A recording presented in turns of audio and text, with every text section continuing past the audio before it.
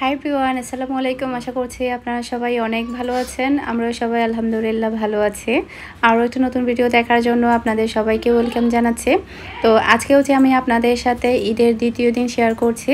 তো এটা হচ্ছে আমার অর্ডার ছিল ঈদের দিন, মানে একটা আপু হচ্ছে আপুর ফার্স্ট বার্থডের সময় আমাকে ডল কেকটা অর্ডার করেছিল। আর এই কেকগুলো হচ্ছে ঈদের দ্বিতীয় দিনের অর্ডার ছিল। একটা আপুর দুইটা একসাথে কেকের অর্ডার ছিল। তো দুইটা ডিজাইনই কিন্তু অনেক সুন্দর হয়েছে, বিশেষ করে হোয়াইট আর পার্পল কালারটা বেশি সুন্দর লেগেছে। আমাদের বাসার সবাই অনেক বেশি পছন্দ করেছে এই ডিজাইনটা।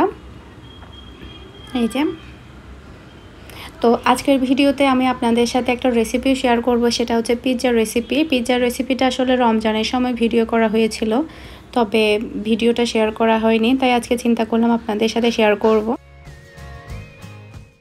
আমাকে হচ্ছে গতকালকের ভিডিওতে একটা আপুকে দুইটা আপু আমাকে কমেন্ট করেছিল মিহি ঈদের সালামে কত টাকা পেয়েছে, তাই চিন্তা করলাম আপনাদের সাথে একটু শেয়ার করি। এগুলো হচ্ছে সবই মিহির ঈদের সালামি। মিহিকে সবাই দিয়েছে, আমাদের বাসার সবাই, ভাবি, ভাইয়া, ফাহিম, ইরফান, আমার আপু, একদম সবাই দিয়েছে। এই যে এগুলো হচ্ছে সবই আমার ফুফিরা দিয়েছে, আমার মামারা দিয়েছে, সবাই দিয়েছে। আর ছোটোবেলায় দেখা যায় ঈদের সালামি নিয়ে আমরা সবাই অনেক বেশি আগ্রহ সহকারে থাকি। আর মিহির কিন্তু কোনো প্রকারের কমতি ছিল না, ও এত বেশি এক্সাইটেড ছিল ঈদের সালামি নিয়ে, এরকম আনন্দ ও মানে কখনো করেনি, এবং কি ও বুঝতেও পারতো না মানে ঈদের সালামিটা কি। আর মিনহা কিন্তু এখন অনেক বেশি দুষ্ট হয়েছে, মানে মানে বলার মতো না। ও গান দেখে একটু নাচতে ট্রাই করে, তারপরে এটা করে সেটা করে, বয়সের সাথে সাথে আসলে বাচ্চারা অনেক কিছুই ট্রাই করে। আর দেখা যায় কি আমরা যখন মোবাইলে কথা বলি, ও কিন্তু এটা ফলো করে হাতে, মানে ওর হাতটা একদম কানের মধ্যে দিয়ে করে, মানে কথা বলতে ট্রাই করে, অনেক কিছুই পারে। তো সন্ধ্যার পরে হচ্ছে ফুফি এসেছে, কালকে হচ্ছে ফুফি আসেনি, তো আজকে ফুফি এসেছে। গতকালকে হচ্ছে ফুফির বাসায় গেস্ট ছিল, অনেক ফ্রেন্ডরা ছিল, মানে তাম্বির তাহামিদের, তো সেখানে ফুফি আর আসতে পারেনি, তো আজকে সন্ধ্যার পরে এসেছে। তো এখন হচ্ছে আমরা সবাই মিলে নাস্তা করছি, ফুফি, ফাহামিদা, আমাদের বাসার সবাই মিলে।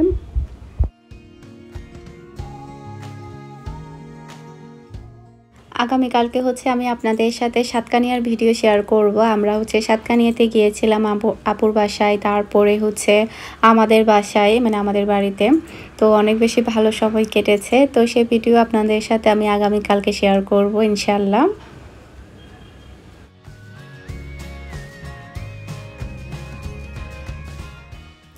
আর আমাকে অনেকে কমেন্ট করছিল আমি কেন শ্বশুরবাড়িতে ঈদ করিনি। আসলে আমি যে বাবার বাড়িতে ঈদ করব সেটা আমি ওমানে থাকতে ডিসাইড করেছি যে এইবারের ঈদ আমি আমার বাবার বাড়িতে করব। আর ভিডিও তো আমি অনেকবার বলেছি যে আমি এইবারের ঈদ আমার বাবার বাড়িতে করব, যদি আল্লাহ আমাকে বাঁচিয়ে রাখে।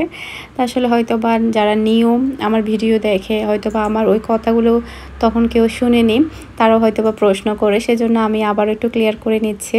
তো ঈদ যে আমি এখানে করব সেটা বাংলাদেশে আসার আগেই আমার প্ল্যান ছিল। তো আমাদের বাসায় হচ্ছে আমার কাজিনরা এসেছে, আমার খালাতো ভাই, আমার মামাতো ভাই, আমার খালাতো বোন। তো ও হচ্ছে আকলি, তারপরে হচ্ছে লামিসা, তারপর হচ্ছে তাসিন, আলভি, তারপর হচ্ছে মাহাতাব, রাজ, মানে আমার মামাতো ভাই, খালাতো ভাই, তারপরে খালাতো বোন, ওদের সবাইকে কিন্তু আমার ভাইয়ের বিয়েতে আপনারা সবাই দেখেছেন। আর দেখা যায় কি বাসার সবাই যখন একসাথে হয় তখন কিন্তু আমরা সবাই অনেক মজা করি, অনেক দুষ্টামি করি, তখন কিন্তু অনেক বেশি ভালো লাগে। আর আমার কাজিনরা কিন্তু অনেক বেশি মিশুক আর অনেক বেশি ফ্রেন্ডলি, মানে অনেক বেশি মজা করে আমরা যখন একসাথে হয়ে, হাসি আড্ডা সব মিলিয়ে কিন্তু অনেক ভালো সময় কাটে আলহামদুলিল্লাহ। তো এখানে হচ্ছে ওদের সবার জন্য নাস্তা রেডি করা হয়েছে, এখন হচ্ছে সবাই মিলে নাস্তা করবে। তো আগামীকালকে যেহেতু আমরা বাড়িতে চলে যাব, আর আজকে মামারও আসার কথা ছিল, তো মামারা আজকে আসেনি, মামারা হচ্ছে দুদিন পরে এসেছে। আর ভিডিও তো আসলে একটু লেট করে শেয়ার করা হচ্ছে, যেহেতু ঈদের একটা চাপ ছিল, একটু ঝামেলা ছিল, সে কারণে কিন্তু ভিডিও শেয়ার করতে একটু লেট হয়েছে। আমার মামারাও এসেছিল, মামারা দুদিন পরে, আমরা সাতকানিয়া থেকে আসার পরের দিন এসেছিল মামারা।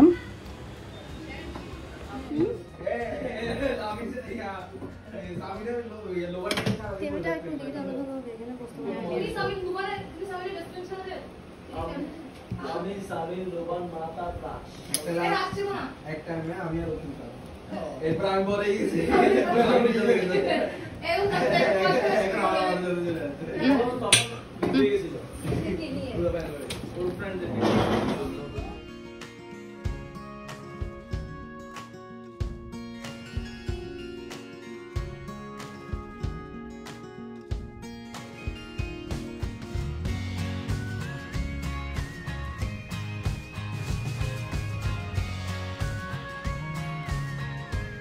কই না তুমি বসো সাথে না তুমি পাঞ্জাবি পরে আসো যাও এভাবে পাঞ্জাবি পরে যাও এই না ওরা সবার কাছে যায় না সেটাকে পাঞ্জাবি পরাচ্ছে যাও তুমি পরে আসো ভাই আমি আসলে তোমরা কথা মনে রাখবে আমাকে ইয়া কই আলবি কই তুমি পড়ো আমাকে পরে ডাইরেক্ট কাজে করছে মিহি বসো কি আমাকে পরে ডাইরেক্ট কাজে করছে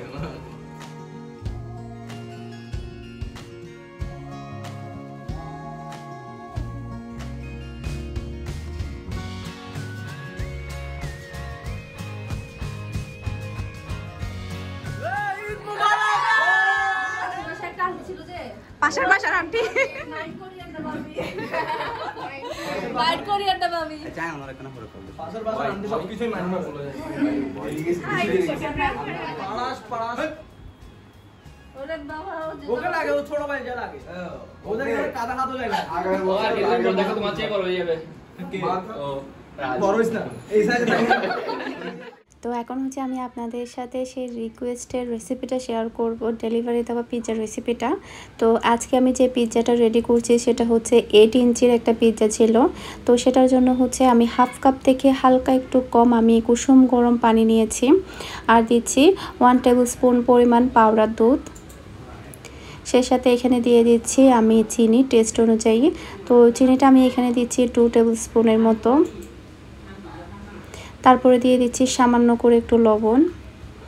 এরপর আমি এর মধ্যে দিয়ে দিচ্ছি 1 টেবিল স্পুনের মতো ইস্ট, এই যে। এরপর এটাকে আমি ভালোভাবে মিশিয়ে নিচ্ছি। আর পানিটা কিন্তু খুব বেশি গরমও হতে পারবে না, আবার খুব বেশি ঠান্ডাও হতে পারবে না। যদি খুব বেশি গরম হয় সেক্ষেত্রে কিন্তু আপনার ইস্টটা কিন্তু ড্যামেজ হয়ে যাবে, নষ্ট হয়ে যাবে, তখন কিন্তু ডোটা ফুলবে না। তো 10 মিনিট আমি রেখে দিয়েছিলাম। 10 মিনিট পর দেখতেই পাচ্ছেন ইস্টটা কিন্তু ফুলে উঠেছে। মানে ইস্ট আপনি কিনে আনার দেখা যায় 1-2 মাস পরে কিন্তু নষ্ট হয়ে যায়। তো এটা নষ্ট হয়েছে কিনা সেটা বোঝার উপায় হচ্ছে যখন আপনি দুধের মধ্যে দিবেন, ইস্টটা কিন্তু একদম দুধের নিচে পড়ে থাকবে, উপরে এভাবে ফেনা হয়ে উপরে ভেসে উঠবে না। তো যদি এভাবে ভেসে ওঠে তাহলে বুঝতে পারবেন ইস্ট ভালো আছে। আর যদি ভেসে না উঠে দুধের নিচে পড়ে থাকে তাহলে আপনারা ধরে নেবেন যে এটা নষ্ট হয়ে গিয়েছে। এটা দিয়ে আপনি পিৎজা, ব্রেড কিছুই বানাতে পারবেন না, সম্পূর্ণ দুধটাই আপনাকে ফেলে দিতে হবে। তো এখন আমি দিয়ে দিচ্ছি 1.5 কাপ পরিমাণ আটা। তো 1 কাপ থেকে জাস্ট হালকা একটু কম আমি এখানে আটা দিচ্ছি। এখন হচ্ছে আমি এটাকে খুব ভালোভাবে মিশিয়ে নেব হাত দিয়েই। আর আপনারা চাইলে ময়দা দিয়েও করতে পারেন, তবে প্রত্যেকটা রেস্টুরেন্টে কিন্তু পিৎজাগুলো আটা দিয়ে তৈরি করা হয়। এখন আমি এর মধ্যে দিয়ে দিচ্ছি আনুমানিক 2 টেবিল স্পুনের মতো তেল। তেলটা দেওয়ার পরে এটাকে আমি খুব ভালোভাবে মথে নেব ডোটাকে।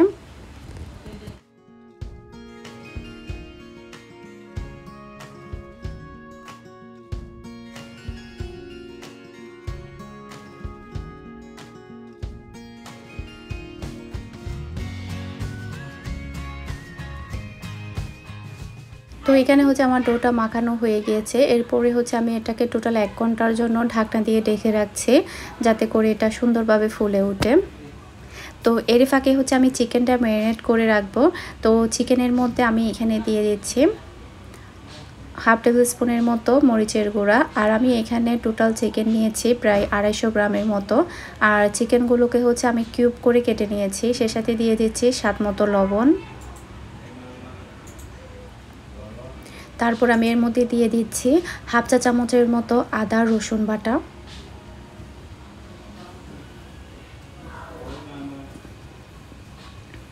এরপর আমি এর মধ্যে দিয়ে দিচ্ছি তান্দুরি মশলা।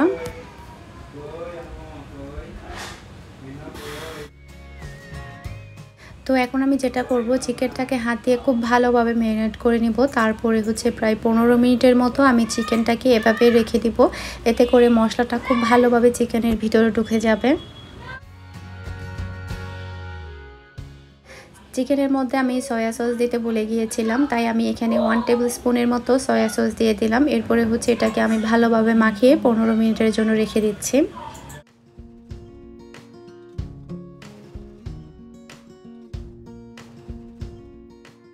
15 মিনিট পরে সামান্য একটু তেলের মধ্যে এখন আমি চিকেনটাকে একটু ভেজে নেব।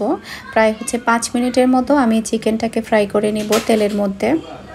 আর এর মধ্যে কিন্তু চিকেনটা খুব ভালোভাবে সেদ্ধ হয়ে যাবে, যেহেতু এগুলো খুবই ছোট চিকেন। আর 15 মিনিট ধরে যেহেতু এটা ম্যারিনেট করা আছে, এটা কুক হতে কিন্তু খুব বেশি সময় লাগবে না, অল্প সময়ের মধ্যে কিন্তু এটা কুক করা হয়ে যাবে। তো এদিকে হচ্ছে আমার চিকেনটা ভাজা হয়ে গিয়েছে, এখন হচ্ছে আমি চিকেনটাকে নামিয়ে নেব।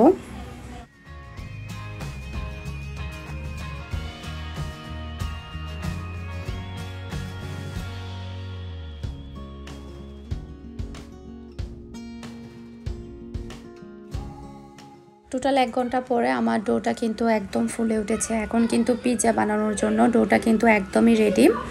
তো এখন হচ্ছে আমি যেটা করব, হাত দিয়ে চেপে বাড়তি যে বাতাসটা মানে ডোর মধ্যে ঢুকেছে সেটা আমি সুন্দরভাবে বের করে দিব। এরপরে হচ্ছে পাতলা করে বড় সাইজের করে একটা রুটি বেলে নিব, মানে 8 ইঞ্চি করে আমি একটা রুটি বেলে নিব।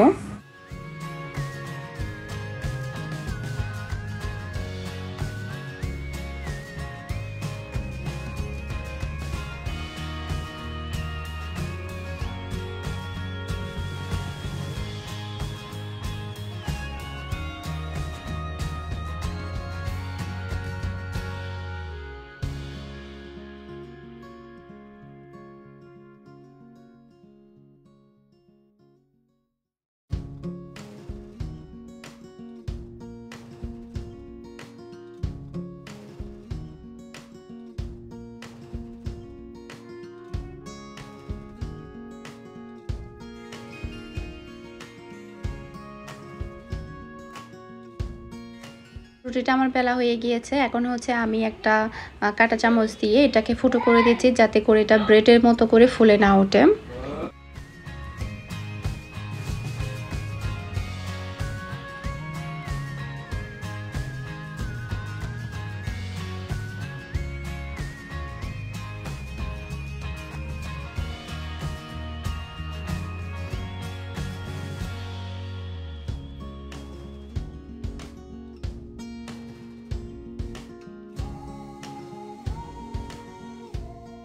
তো এখন আমি দিয়ে দিচ্ছি মেয়োনিজ, তারপরে দিয়ে দিব হচ্ছে টমেটো সস, এরপরে হচ্ছে পুরো পিৎজার মধ্যে এটা ভালোভাবে একটু মাখিয়ে নেব।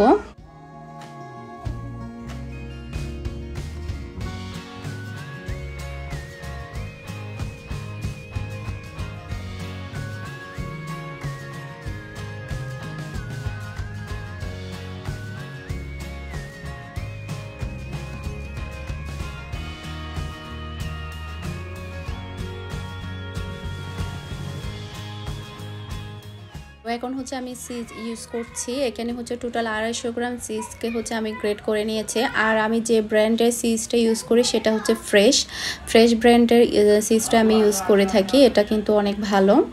তো পুরো চিজটা হচ্ছে পুরো পিৎজার মধ্যে ভালোভাবে ছড়িয়ে ছিটিয়ে দেব।